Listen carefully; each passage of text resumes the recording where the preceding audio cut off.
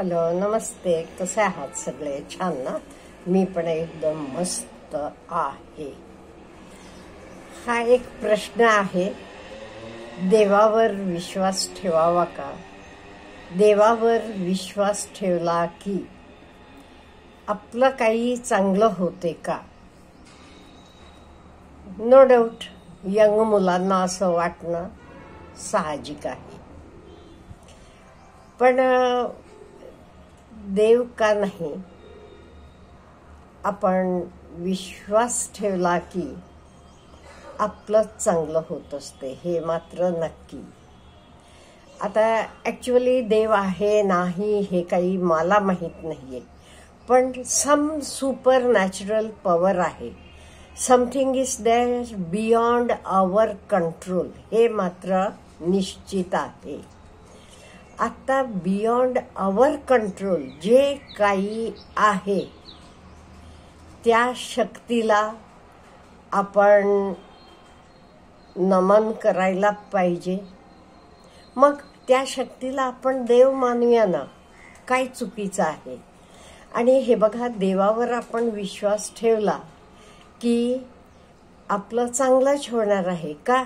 Even देवाची भीती असली तरी ओके, मी काही चुकीचं केलं की देव मला पनिशमेंट देणार असं मला वाटतं. मग मी सरळ योग्य मार्गानं जाणार. मग मला सांगा, देवावर आपण विश्वास ठेवला, देवावर काय म्हणणार, हात जोडले, ते काही आपलं नुकसान आहे का? ह्याच्याशिवाय हे शेवटी प्रत्येकाचं पर्सनल हे आहे. कुठेही तुम्ही देवळात जाऊन या, गुरुद्वारेला जाऊन या, चर्चला जाऊन या, कसं वाटते बघा, मनाला शांत वाटते का नाही? मला वाटते नक्की मनाला शांत वाटते.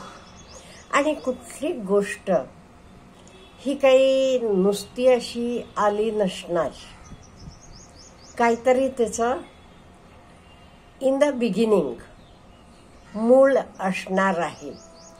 आता थोडे काळ गेल्यावर लोक म्हणतील, हो, गांधीजींसारखाला माणूस असणं शक्य नाही असं सुद्धा म्हणू शकतील का? त्यांना वाटते हो शक्य आहे का एवढं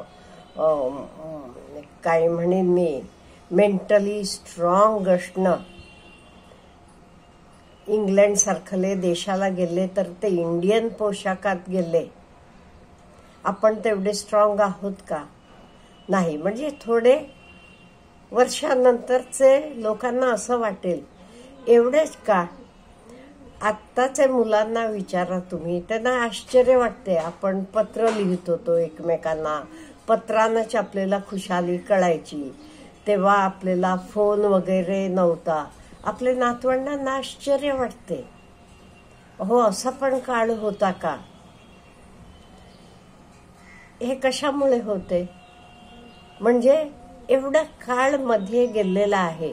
आणि माझे पिढीला म्हणजे इवन 50+ लोकांना मी रिअली लकी मानते का? म्हणजे तो काळ पण आपण अनुभवलेला आहे, पाहिलेला आहे.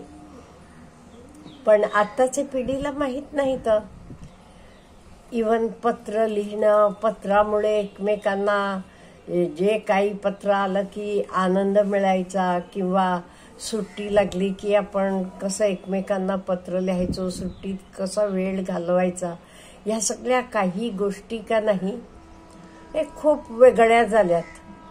काही काळानं पुढच्या पिढीला विश्वास पण बसणार नाही, असंच झालेलं असेल. आणि ह्याच्याशिवाय देवावर विश्वास ठेवणं हे आपले स्वतःचे चांगलेसाठी, लोकांसाठी नाहीये, देवासाठी पण नाहीये. देवाला देवाकडे भरपूर आहे. आता आपण देवावर विश्वास ठेवला किंवा देवाला, हो देवा अमुक अमुक कर, माझे पाठीशी राहा म्हटलं की आपल्याला काय होते? आपल्याला असं खूप स्ट्रेंथ मिळालेगत वाटते. हो, देव माझ्याबरोबर आहे. हं? आणि आपण काम करायला पाहिजे, हे लक्षात ठेवायला पाहिजे. Even God helps those who help themselves. ह्याच्याशिवाय आणि एक मी तुम्हाला खरी खरी गोष्ट सांगते. माझा एक क्लासमेट आहे, मोठा बिझनेसमॅन आहे. आता त्याची दोन्ही मुलं दुबईत आहेत, बिल्डर्स आहेत, दुकानदार आहे पहिलेपासून. आम्ही कॉलेजमध्ये असताना सुद्धा त्याचं दुकान होतं. तो दुकानात संध्याकाळी वगैरे गेलो की बसलेला असायचा. आज तर तो त्याच्यापेक्षा, म्हणजे त्याचे वडील होते ते दुकान चालवत होते, त्याच्यापेक्षा कितीतरी पटीनं पुढे गेलेला आहे. तो काय करतो म्हणे, त्यानं सांगितलेली गोष्ट, तो प्रत्येक गोष्टीत देवाला पार्टनर बनवतो म्हणे. कधी 20%ला असेल, कधी 10%ला असेल, कधी मोठं डील असलं एकदम की 50%ला सुद्धा मी देवाला पार्टनर बनवतो म्हणाला. आणि तिरुपती बालाजी त्यांचं कुलदैवत आहे. तो त्या देवाला प्रत्येक, त्यांना अगदी खूप अवघड आहे बाबा हे होणं, असं काम असलं का नाही म्हणाला, मी देवाला पार्टनर बनवतो. आणि ते बिझनेसमधनं जे काही मला मिळते तर तिथे मी चिटिंग करत नाही म्हणाला, बिलकुल चिटिंग करत नाही देवा बरोबर. आणि आपण काही अपेक्षा केली होती तेवढं त्याला ते प्रॉफिट मिळालं. जे काही देवाचं पार्टनरशिप आहे ते, हे ना काही आधी सांगितलेलं आहे, 50%, 20%, 30%, व्हॉट एव्हर इट इज, ती सगळी अमाऊंट मी नेऊन देवाचे हुंडीत टाकतो म्हणाला. आता ह्याला तुम्ही विश्वास म्हणा, दानधर्म म्हणा, काहीही म्हणा. आणि खरी गोष्ट आहे, तो म्हणाला कुठलंही काम असलं का नाही तर मी देवाला partnership, because he is a born businessman. तो जन्माला आलेलाच बिझनेसमनचे पोटी जन्माला आलेला आहे. आणि त्यामुळे तो म्हणाला मी देवाला पार्टनर बनवतो माझे बिझनेसमध्ये, त्यामुळे माझा बिझनेस एवढ्या पुढे जातोय, असं त्याचं म्हणणं आहे. हे प्रत्येकाचं वैयक्तिक हे आहे, विचारसरणी आहे. आता आपले ताई कित्येक लोकांची सवय असते बघा, मला अमुक होऊ दे, देवाला अमुक देतो, असं मागून घेतात. हे काय आहे? हे पण त्यातलाच एक प्रकार आहे. फक्त हा बिझनेसमॅन असल्यामुळे अगदी बिझनेस स्टाईलनं करतो. कुठे 10% असेल, कुठे 20%, कुठे मोठं असलं की मी 50% पर्यंत पण देवाला पार्टनर बनवले म्हणाला. आणि देवाचं पार्टनरशिप काय प्रॉफिट मिळते तर लगेच मी जाऊन देवाला अर्पण करून येतो. आता देवाचा विश्वास तुम्ही विचारता, विश्वास ठेवायचं चांगलं का? त्यातनं आपलं चांगलंच होणार. माझं मत मी सांगते, त्यातनं आपलं चांगलंच होते. कुठेही बाहेर जाताना आपण देवाला नमस्कार करून जातो का? आपल्याला म्हणजे एक कॉन्फिडन्स असते, देव माझे पाठीशी असणार आहे, माझं काम सगळं व्यवस्थित होणार आहे, हे आपल्याला विश्वास असतो. त्यामुळे देवावरचा विश्वास म्हणजे हा एक प्रकारचं हे कॉन्फिडन्स म्हणेन मी. आणि आपल्या मनाला बरं वाटते, खूप बरं वाटते, शांत वाटते. आता संध्याकाळी आपण देवाला जाऊन येतो किंवा सकाळी उठल्यावर जाऊन येतो देवाला. काही आपले घरात कार्य असलं की त्याच्या आधी देवाचं काही करतो, किंवा कार्य झाल्यावर आपण सत्यनारायण पूजा करतो, काही हे करतो. कशासाठी हे सगळं?